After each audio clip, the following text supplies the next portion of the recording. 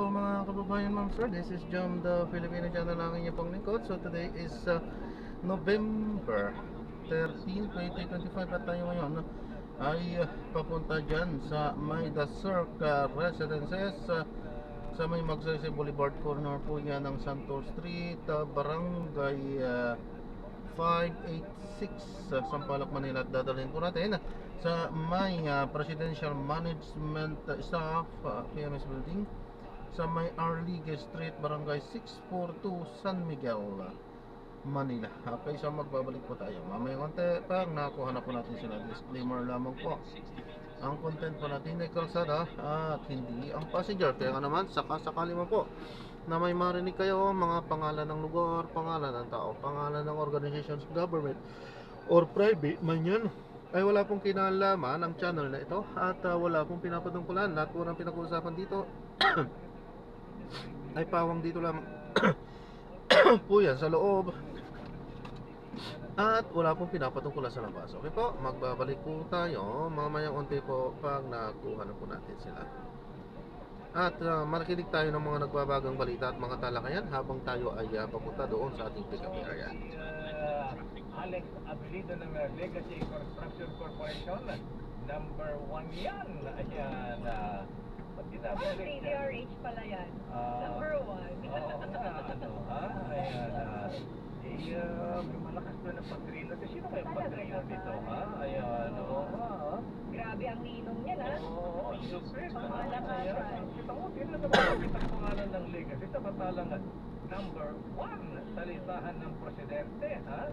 Ayan, ito pang number 4 sa listahan. Of course, number 2, Alpha na Madiskaya. Number 3, ayan, Diskaya rin yan. Number 4, ginabawa na ako bang itong si QM Builders. Ay, oo, Engineer Alan Kirante. Ayan, number 5, ayan, EGD Construction, Ernest Roberta Blanco. Ayan, mga Bagkaw. Ayan, number 6, Sabnat Catalyst Builder, Yumir Villanueva. Nasaan na mga ito, ha? Number 7, ayan, Center West Construction Development, Lawrence Lubiano Escudero. Ayan, Lubiano lang pala. Ayan, yan yung Bicolano lakay. Sunwest Incorporated, Elizaldico. Ayan, nababanggit at least yan. Python Construction. Ayan, di na nababanggit si Christopher Ikito. Ayan, bakit? May kwento ka na, alala ko na. Si Boy Kito. Ayan, di ba Bicol term ito? Ayan, Hindi lakay. ganun ba? Hindi yata lakay. Bicol to. Baka sa ibang area ng Bicol. Ayan. Albay kasi ako lakay eh. Ayan, parang si ano na si Prospero Perry Cacho to ha? Si Boy Castoy. Saka si ano, si Boy Cacho. Ayan, si Alex na Costa. Ayan, si Boy Cafe. Ayan, at yung Triple Ed Construction. Nasa na itong si Engineer Wilfredo Natividad. Number 11, Royal Crown Monarch, Romeo Miranda. Ayan, number 12, Wawa Builders. Ayan, Mark Alan Arevalo. Ayan, number 13, MG Samidan Construction, Marjorie Samidan. Nasaan ang mga ito, ha? Number 14, LRTK Builders, Luisito Tiki. At number 15, Road Edge Trading, Ryan Willie Uy. Ayan, nasaan ang mga ito? At puro Diskaya lang ang binabanggit. Ayan, parang nasa-single out sila lakay. dahil lang sa Rolls Royce. Ayan, Parang trending kasi yung Rolls Royce dahil doon sa interview ni Julius Babaw lakay. si Marie Coring. Yes, oo. Okay, Sabi natin lakay ang malakad niya, pero wala, bagamat wala pang live, alamin natin ang update mula sa malakad Dito na tayo. Ayan, boss Ronald Mascareñas, good morning. Ayan. Ito ko sa Just Habitation, pero abangan natin kung makapantanong dahil nga atrasado na sa oras lakay at gaya na sinabi ko sa'yo kanina, may Ilipad Presidente pa sa Matagwal. Hindi ako nagkakamot, 11:30 siya doon. Ayan, So, meron na lang siyang isang kalahating oras. may final briefing ba o kinukulayan pa yung buhok? O ginojobos pa? Siyempre, gagawin yung jobos lakay. Sa tabi niya, di ba? Patos. Ay, sapatos. Baka may may mga pina-finalize na mga detalles na ipag-presenta ng Presidente sa kanyang President's Report. Okay, Rod. Balikan na lang natin si Miss Les mamaya. Baka sa programa ni Miss May may pasok. Dahil wala pa, di babati muna kami ng happy birthday rin. Thank you, Miss Les. Ay, lahat ng mag-birthday at babalikan ko kayo maya-maya. Ayan, maraming salamat Miss Let mula sa Malacanang. Bayan, Apo Presidente, nagbayagkan. Apo, Darsang. Ano nga yung nagbayag? Ang tagal. Ayun. Ayan. Nagbayag ka, Darsang. gano'n. Nagbayag ka. Nagbayagkan. Ayan. Kan, ano yung kan? Ikaw, ayan, nagbayagkan. Ayun, oo. Ang tagal mo naman, gano'n. Tagal mo naman. Oh, napo. Wow, natututo ka na. Ayan. Well, Apo, ayan, umayon. Ayan, happy birthday muna kay Mike Lampines at si Mervin. Aba, si Mervin, Mervin lumaban, si Mike lumaban. Birthday mo na ngayon. Merwin ka ka. Merwin ba? Oo, si Ayan. Kuya Mike, ang ating piloto. Merwin ba si Mike? Merwin, Merwin lumaban. O Kuya Mike, wala ba tayo na? Si Merwin na yan. Merwin pala siya. Ayan. Nakain na natin yung mga pansabong mo. Mga pansabong mo, hindi ka na nagdedelmig. Gawin natin tinola na lang yan. Ayan. Bukas pa pala yung birthday niya lang, Bukas ba? Sa 101 pala magbe-birthday yan eh. Ha? Sa butet. Kaya- Sakto pala lakay Kaya pala inimbitahan si Kato niya tsaka si Jerry Baha. sa butet. Ayan. Dahil... Ang balita ko, nagsusurvey ako eh. Opo. Number 1 radio station ngayon, DCRH. Wow, thank you, sir. Oh, you better believe my survey, man. Maraming salamat, Apo, Just Agina. Ayan. Ay, gusto ko yung ganun talaga eh. Very much survey, man. Kita mo, nasa langit na, nakamonitor pa, ha? May May intelligence survey pa. Ayan, at happy birthday din kay Francis Quapo. Ayan. Uy, Advance. Oo, si Ma'am Eloy Hello, Baltasar. At si Andres, ayan, November 29, November 30, Boy Eh, batang-bata, wala pang buko eh.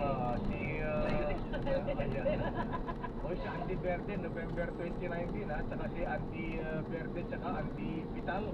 Ayan, mga Andres yan, mga Andres Bisaya yan Si eh. Sir Andy nasa, ano na, nandun na siya sa heaven Oo nga, mag-birthday. Oo, si November 30 si Andy Verde. Ayan, nasa Andy Green daw. Green grass of Verde Green.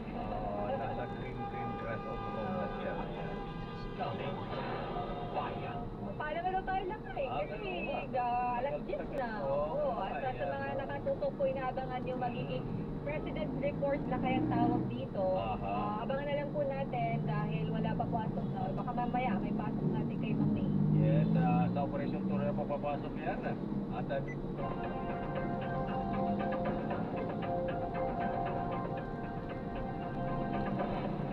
Sa pamilya, opisyal nang ipinakilala ng mga siyentista ang Nepenthes megastoma, isang bagong species ng carnivorous pitcher plant.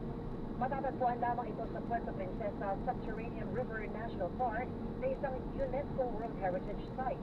Kilala ito sa kakaibang anyo na may malalaking hugis kampaniyang pichel, bell-shaped tendrils at malapas na bibig dahil sa napakapitin na lokasyon kung saan ito nabubuhay.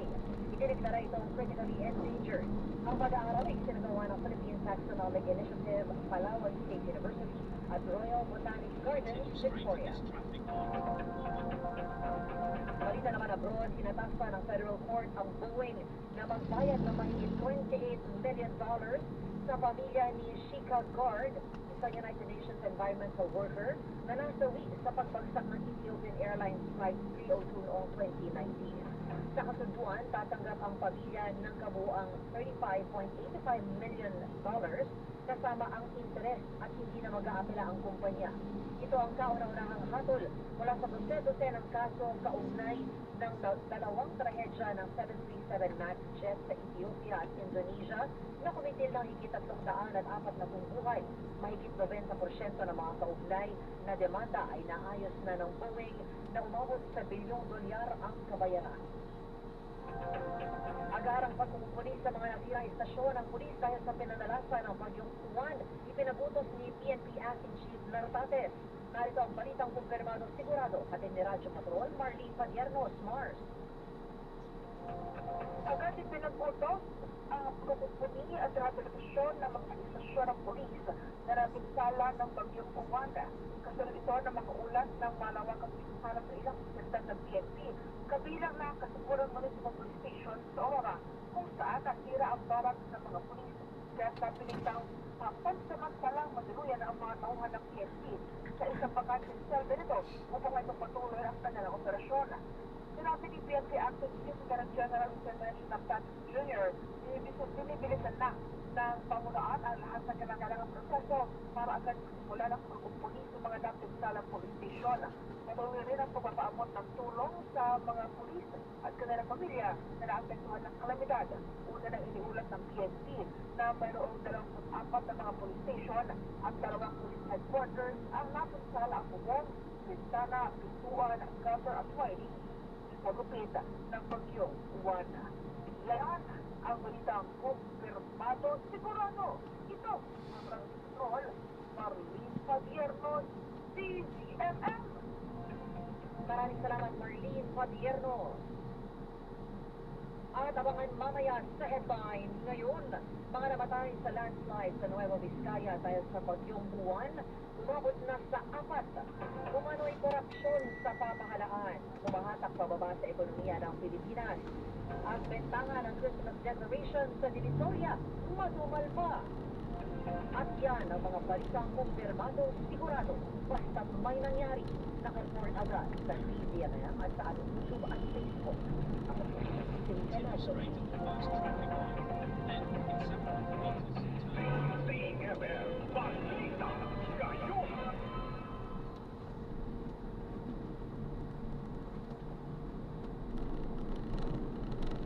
Sa oras, 10:04 in the morning.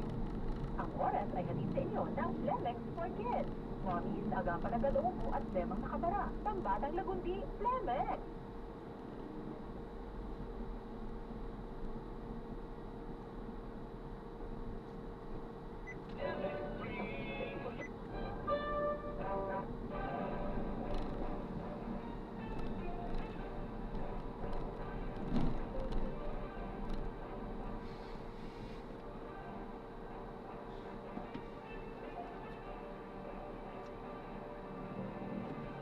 Isang magandang Thursday morning sa ating lahat. Luzon, Visayas at Mindanao. It's November 13, 2025.